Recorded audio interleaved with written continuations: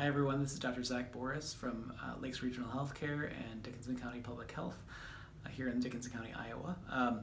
It is April 1st, April Fool's Day. Seems like March 300th, but we're still going. I just wanted to give you an update on coronavirus here in Iowa as well as in the country.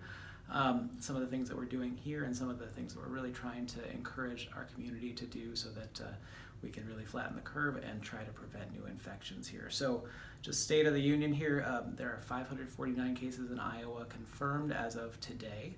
That has been going up significantly every day. If you look at it graphed out, it is rising quickly. We are not flattening off at all. Some of that's from increased testing, but there are more and more cases, unfortunately. There have been 7 deaths in Iowa thus far. Nationally, as you know, it is exploding, especially on the coast, but that is coming towards the center of the country. Chicago now has outbreaks. Obviously, the biggest is in New York, but give it time. Unfortunately, there have been 190,000 confirmed cases in the U.S.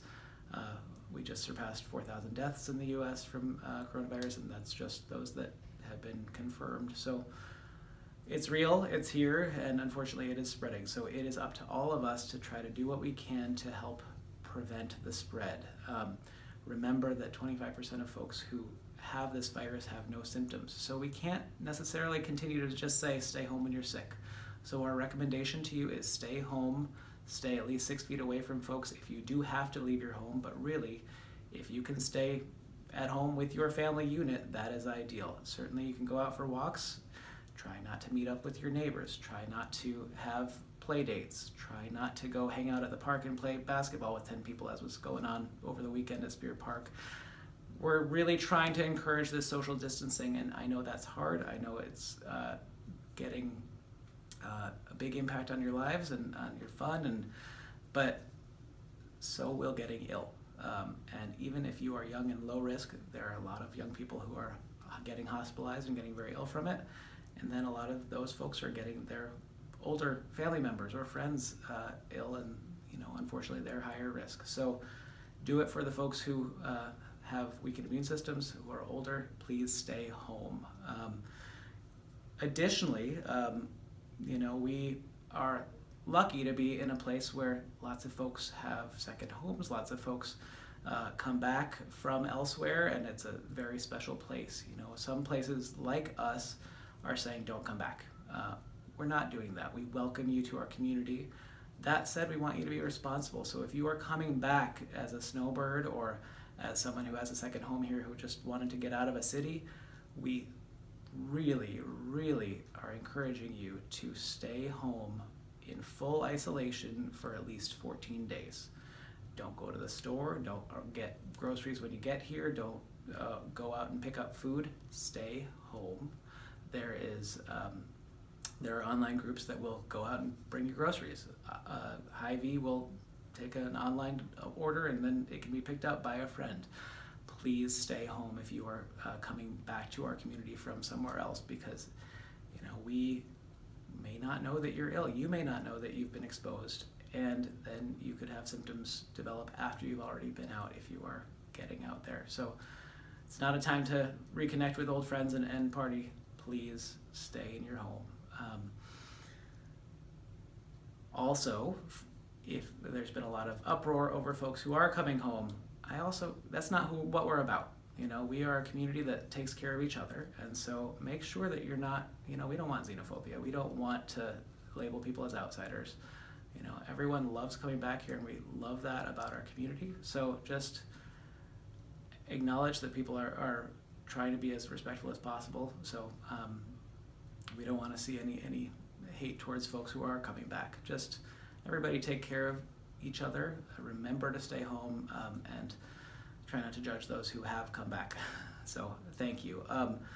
There was a letter that came out from the entire community, so in terms of Board of Health, the Board of Supervisors, all of the mayors from the different counties, the emergency management, really encouraging the same stuff yesterday. So if you haven't seen it, please read it. And if you know of someone who is coming back from elsewhere, let them know that that's what the expectation is and offer to help get them groceries. Be the good neighbor that I know you are. So I also want to talk about what's going on here at the hospital. We still have only had one case confirmed in Dickinson County. As you probably know, there's now a case in Clay County. There are now 2 in O'Brien. There's more in Kossuth, more in Sioux. So again, it is around us. So what does that mean for what we're doing? We have gone to a new clinic model here.